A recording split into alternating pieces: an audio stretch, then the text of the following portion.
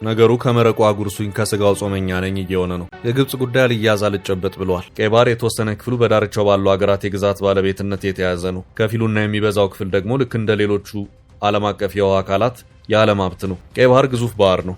በቀኝና በግራ ወይም ወዲህ ማዶና ወዲያ ማዶ ሆኖ 8 ሀገራት ያዋስኑታል። በምዕራብ አቅጣጫ ግብጽ፣ ሱዳን፣ ኤርትራና ጅቡቲ ሲገኙ በምስራቅ አቅጣጫ ደግሞ ሳውዲ አረቢያ፣ የመን፣ ዮርዳኖስ፣ እስራኤል ይገኛሉ። ቀይ ባህር በሜዲትራኒያን ባህርና በህንድ ውቅያኖስ መካከል ወሳኝነት ያለው የባህር ወሽመጥ ነው። አጠቃላይ ርዝመቱ ወደ 2250 ኪሎ ሜትር አካባቢ ነው። ይህም በመሆኑ ካሉት የቀይ ባህር አዋሳኝ ሀገራት መካከል ግብጽ አንዷ ተጋሪ ሀገር እንጂ የባህሩ ብቸኛ ባለቤትና አዛዥ አይደለች። በእርግጥ ግብጽ ኢትዮጵያ የባህር በር መውጫ ማግኘት አለብኝ የሚለውን ጠንከር ያለ አቋሟን መያዟን ተከትሎ በዚህ ጉዳይ ጎረቤት ሀገራት ተባባሪ እንዳይሆኑ ለማድረግ እንቅልፋታ በትጋት እየሰራች እንደሆነ የአደባባይ ሚስጥር ነው። እናም ከሰሞኑ ኢትዮጵያ በአባይ ድርድር ጉዳይ ላይ የያዘችውን የከረረ አቋም ላላ በማድረግ ከግብጽ ጋር ለመደራደር ከተስማማች፣ በሌላ አቅጣጫ ግብጽ ኢትዮጵያ የቀይ ባህር መውጫን እንድታገኝ ለማድረግ ከሌሎች የአፍሪካ ሀገራት ጋር በጋራ ትሰራለች በሚል የተሰራጩት መረጃዎች ግብጽን ከሚገባት በላይ ቀጠናው ሀብት ሰጪና ነሺ አድርጎ ለማቅረብ የተደረገ ሙከራ ሆኖ ይታያል። በመጀመሪያ ደረጃ መረጃው ናሽናል ያሰራጨው ዘገባ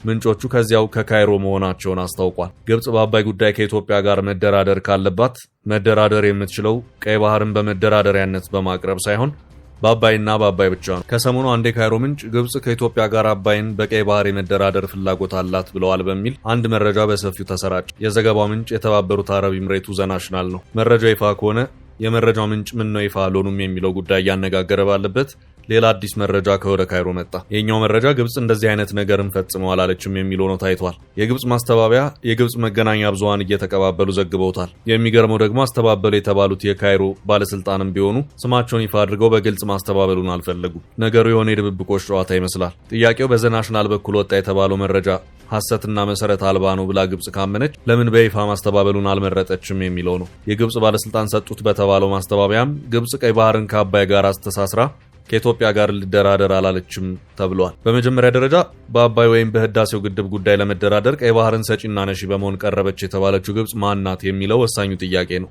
ቀይ ባህር በዙሪያ ያሉ ሀገራት የግዛት አካል የሆነ ክፍል አለው። በቀይ ባህር ዙሪያ ያሉት ሀገራት 100% የቀይ ባህር ባለቤትነት መብት የላቸውም። በዓለም አቀፍ የባህር ህግ መሰረት ከዓለም አቀፍ ባህር ወይም የውሃ አካላት ጋር የሚዋሰኑ ሀገራት የዚያ ባህር ወሰን ባለቤት መሆን የሚችሉት ከዋና የየብስ ድንበራቸው እስከ ተወሰነ ኪሎ ሜትር ብቻ ነው። ከዚያ ውጪ በጥልቀት በስፋትም ያለው የባህር ወይም የውቅያኖስ ክፍል የመላው ዓለም ሀብት ነው። ይህ አሰራር ለቀይ ባህርም ለህንድ ውቅያኖስም ሆነ ለሌሎች ዓለም አቀፍ የባህር ክፍሎች ይሰራል። ግብጽ ከኢትዮጵያ ጋር በድንበር የምትጋራ ሀገር ባለመሆኗ በቀይ ባህር ይዞታ ላይ ከኢትዮጵያ ጋር መደራደር የምትችል ሀገር አይደለችም። ከኢትዮጵያ ጋርም እንደዚሁም ከቀይ ባህር ጋር ድንበርን የሚጋሩት እንደ ኤርትራና ጅቡቲ ያሉ ሀገራት በቀይ ባህር መውጫ ጉዳይ በሰጥቶ መቀበል የድርድር መርህ ከኢትዮጵያ ጋር መደራደር ይችላሉ። በዚህ ዙሪያም ጠቅላይ ሚኒስትር አብይ አህመድ ከህዳሴው ግድብ ሼር እስከ ኢትዮጵያ አየር መንገድ እንደዚሁም የመሬት ልውውጥ ወይም ላንድ ስዋፕ እስከሚባለው ድረስ የመደራደሪያ ሀሳቦችን ከአንድም ሁለት ጊዜ ሲያቀርቡ ተሰምተዋል። ይሄ በማናቸውም በልኩ ከኢትዮጵያ ጋር ምንም አይነት የድንበር ግንኙነት የሌላትን ግብጽ ይመለከታታል ተብሎ አይታሰብም። የኢትዮጵያ ጎረቤት ሀገራት ከኢትዮጵያ ጋር በእንደዚህ አይነት ድርድር ውስጥ ቢገቡ ግብጽ እንደውም ቢቻላት የምትሰራው የማፋረስ ስራ ነው። ግብጽ በታሪክ መቼም ቢሆን ለኢትዮጵያ በጎ አስባም አታውቅም። እስከዛሬም ካልሆነ በፊትም ሊሆን የሚችል አይደለም። ከኢትዮጵያ ጋር በተሳሰረ የግብጽ የጥቅም ፍላጎት አንድና አንድ ነው። እሱም የአባይ ውሃ ነው። የአባይ ውሃ ኢትዮጵያ ውስጥ ባይኖር ግብጽ የአፍሪካው ቀንድ አካባቢ ምንም አትሰራም። ተፈጥሮ ግብጽንና ኢትዮጵያን በአባይ ውሃ አስተሳስሯል። በርካታ ሀገራት በድንበር ተሻጋሪ ወንዞች የተሳሰሩ ናቸው። በእነዚሁ ድንበር ተሻጋሪ ወንዞች የውሃ አጠቃቀም ላይ የሚነሱ አለመግባባቶች አሉ። ሆኖም እንደ ግብጽ ያለ ሙሉ ውሃውን ጠቅልዬ መጠቀም አለብኝ የሚል ሀገር ግን አልታየም። ኢትዮጵያ ድንበር ተሻጋሪ ወንዞችን የምትጋራው ከግብጽ ጋር ብቻ አይደለም። ከኢትዮጵያ በመውጣት ወደ ኬንያ፣ ደቡብ ሱዳንና ሶማሊያ የሚፈሱ እንደ ግልገል ጊቤ፣ ዋቢ ሸበሌና ባሮ ወንዞች አሉ። ውሃን በተመለከተ በእነዚህ ሀገራትና በኢትዮጵያ መካከል አንዳች የሚሰማ ድምጽ የለም። በአንድ ወቅት የግልገል ጊቤ ግድቦች ሲገነቡ የተፈጥሮ ጥበቃ ተከራካሪዎች ነን የሚሉ አንዳንድ የምዕራቡ ዓለም ተቋማት ግድቦቹ በኬንያ ሐይቆች ላይ አሉታዊ ተጽዕኖን ያሳድራሉ በማለት ኬንያን ለመቀስቀስ ሞክረውም ነበር። ሆኖም ያሰቡት አልተሳካላቸውም። ይህ የሆነው በወቅቱ ኬንያ ለእነዚህ አካላት ጆሮ መስጠትን ባለመፈለጓ ነው። የጊቤ ኤሌክትሪክ ኃይል ማመንጫ ግድቦች 1፣ 2 እና 3 እያሉ መጠናቀቃቸው ኬንያ ከኢትዮጵያ ኤሌክትሪክ አቅርቦትን እንድታገኝ ያደረጋት። አሁን ባለው ሁኔታ ኢትዮጵያና ኬንያ በኤሌክትሪክ ኃይል አቅርቦት ተሳስረዋል። ኢትዮጵያ ተጨማሪ ገቢን እያገኘች ነው። ኬንያን ብትሆን የገጠማትን ከፍተኛ የኤሌክትሪክ ኃይል አቅርቦትና ፍላጎት ክፍተትን መሙላት ትችላለች። ግብጽ ሌላኛዋን የኢትዮጵያ ጎረቤት ሀገር ሱዳንን የዚሁ ኢትዮጵያን በጎረቤቶቿ የመክበብ ሴራ አካል እንድትሆን ለማድረግ ብዙ ጥራም ነበር። ሆኖም ሱዳን የማትወጣው የእርስ በርስ ጦርነት አዙሪት ውስጥ ገባች። ሱዳን ደቃለች። ከዚያ ከዚህ በኋላ አገሮና ለመቆም ዓመታት ይፈጅባታል። ጦርነቱም ቢሆን ዛሬም እንደቀጠለ ይገኛል። የሱዳን የእርስ በርስ ጦርነት ግብጽ ኢትዮጵያን በተመለከተ ሀገሪቱን ባሉታዊነት እንዳትጠቀምባት ያደረገው ነው። ከዚህ ውጭም ግብጽ ሌላኛዋን የኢትዮጵያ ጎረቤት ሀገር ሶማሊያን ለመጠቀም ጥረት ማድረግ ከጀመረች ዋላ ደር ብላለች። ወደ ሀገሪቱ በሰላም አስከባሪ ስም ጦር አስገባለሁ ማለት ከጀመረች ዋላ ደር ብላለች። ሆኖም የግብጽን ጦር ወደ ሶማሊያ ላይ አስገባ የሚችል ፋይናንስ አልተገኘም። በሶማሊያ የሰላም ማስከበር ተልዕኮ ውስጥ የፋይናንስ ድጋፍ ሲያደርጉ የነበሩት ኃይሎች ድጋፋቸውን ለማስቀጠል ወገቤን ብለው በሰላም አስከባሪ ስም በሌሎች በጀት ጦሯን ወደ ሶማሊያ ልታስገባ የነበረችው ግብጽም አብራ ወገቤን እንዳለች ትገኛለች። ግብጽ በሶማሊያ ምድር ጦሬን አስገባለሁ ማለት ከጀመረች 2 ዓመት ላይ አልፋት ነው። የሶማሊያ መንግስትም የግብጽን ባለስልጣናት ጦሩ የታለ እያሉ ጥያቄ ቢያበዙባቸው አልሲሲ የሶማሊያውን ፕሬዝዳንት ሐሰን ሼክ መሐመድን ካይሮ ድረስ ጋብዘው ጦሩ ይሄ ነው በሚል የታይታ ወይም ሾው ፎርስ የሚባለው አሳይተው ሸኝተዋቸዋል። ነገሩ የፖለቲካ ድራማና የካሜራ ጨዋታም ሆኖ አልፎ ከዚህ ባለፈም የኢትዮጵያ ኤሌክትሪክ ኃይል ትስስር ድንበር ተጋሪ ካልሆነችው ታንዛኒያ ድረስ ደርሷል። ኢትዮጵያ ባላት ዘርፈ ብዙ ኤሌክትሪክ ኃይል እምቅ ሀብትና አቅም ጋር በተያያዘ ቀጠናውን በኤሌክትሪክ ኃይል የማስተሳሰር እቅድ ነድፋ መንቀሳቀስ ከጀመረች ዓመታት ተቆጥረዋል። የኢትዮ ጅቡቲ ኃይል ትስስር ከኬንያ ባሻገር ሌላኛው ማሳያም ነው። ሆኖም ግብጽን በተመለከተ ግን ከኢትዮጵያ ጋር በእንደዚህ አይነቱ ሰጥቶ መቀበል ትስስር ውስጥ መግባት ይቅርና እንደውም አሁን ያለውን ቀጠና የመሰረተ ልማትና የንግድ ትስስር ማፈራረስ ትፈልጋለች። ለዚያም ነው በአሁኑ ሰዓት ከሰሜን አፍሪካ ጫፍ በመነሳት በአፍሪካው ቀንድ ጂኦፖለቲካ ላይ ታች እያለች የምትገኝ። ግብጽ በሰጥቶ መቀበል የድርድር መርህ የምታምን ሀገር ብትሆን ኖሮ ከህዳሴው ግድብ ጋር በተያያዘ ከኢትዮጵያ ጋር ከ10 ዓመታት በላይ ተደራድራም ነበር። የመጣ ውጤት ግን የለም። ሀገሪቱ ሁሉንም ለራሴ የሚል የቆየ ግትር አቋም አላት። ጠቅልዬ ልውሰድ የሚል ሰው ድርድር አያስፈልገው።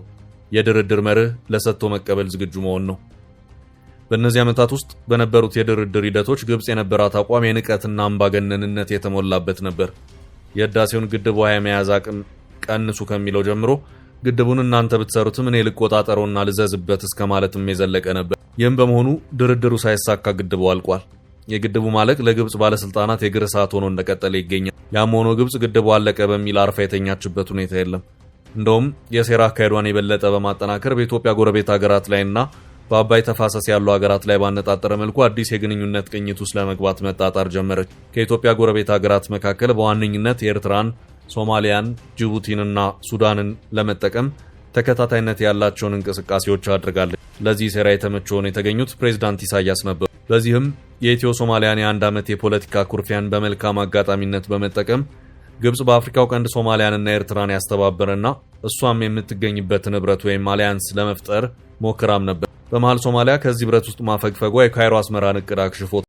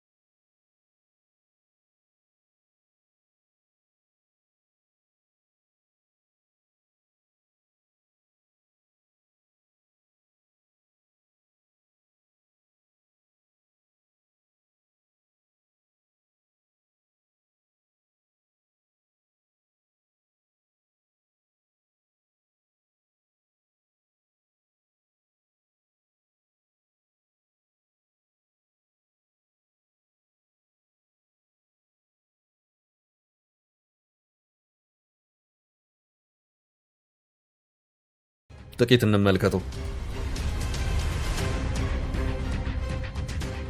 ከዚህ የግብጽ ለካሜራ ቀረጻ ከቀረበና በሰላም አስከባሪነት ወደ ሶማሊያ ይላካል ከተባለው ጦር በኋላ ሶማሊያ ምድር የገባ የግብጽ ጦር የለም። የሶማሊያው ፕሬዝዳንት ሐሰን ሼክ መሐመድም ራሳቸውን የዚሁ ድራማ አካል በማድረግ ወደ ሞቃዲሾ ተመልሰዋል። በጎረቤቶቹ አማካይነት ኢትዮጵያን በከበባ ቀለበት ውስጥ አስገብቼ ያስጨንቃለሁ የሚል እቅድ ነድፋ ስትንቀሳቀስ የከረመችው ግብጽም ሆነች ሌሎች አጋሮቿ ባልጠበቁት መልኩ እስራኤል ለሶማሌላንድ ሀገራዊ እውቅናን በመስጠት በአካባቢው መከሰቷ ደግሞ ከባድ ድንጋጤን ፈጥሯል። ግብጽ የኢትዮጵያ ብቸኛ የወደብ አቅራቢ የሆነችውን ጅቡቲን በማባበል የጅቡቲን ወደቦች ለመቆጣጠርና ኢትዮጵያን በወደብ አገልግሎት ስጋት ውስጥ ለመክተት ያደረገችው እንቅስቃሴ፣ በሌላ አቅጣጫ ደግሞ ግዙፉን የበርበራ ወደብ የያዘችው ሶማሌላንድ በቀጠናው ከእስራኤል ጋር ጥምረትን መፍጠሯ ያልጠበቀችው ክስተት ሆኖባታል። ከወደብ አገልግሎት አንጻር ጅቡቲ ከግብጽ ጋር አዲስ ግንኙነትን በመፍጠር እክል የመፍጠር እንቅስቃሴ ውስጥ የምትገባ ከሆነ ከኢትዮጵያም በላይ ተጎጂ የምትሆነው ጅቡቲ ናት። ሶማሌላንድና ጅቡቲ ጎረቤት ናቸው። ሁለቱም ቀይ ባህርን የሚጋሩ ወደቦች አሏቸው። ቀይ ባህርን ተንተርሶ የተገነባው የበርበራ ወደብ በወደቦች ደረጃ ከጅቡቲ ወደቦች የተሻለ ቴክኖሎጂና አገልግሎት የመስጠት አቅም እንዳለው መረጃዎች ያመለክታሉ። ወደቡ በተባበሩት አረብ ኤምሬቱ ዲፒ ወርልድ ተስፋፍቶ የተገነባ ነው። ከዚህ አንጻር ግብጽ ጅቡቲ ላይ ሴራ በሰራ ኢትዮጵያ መውጫ መግቢያ አታገኝም የሚለው ቀመሯ ተበላሽቷል። ጅቡቲም ቢሆን ኢትዮጵያን የምትፈልጋት ለጥቅሟ እንጂ ለጽድቅ አይደለም።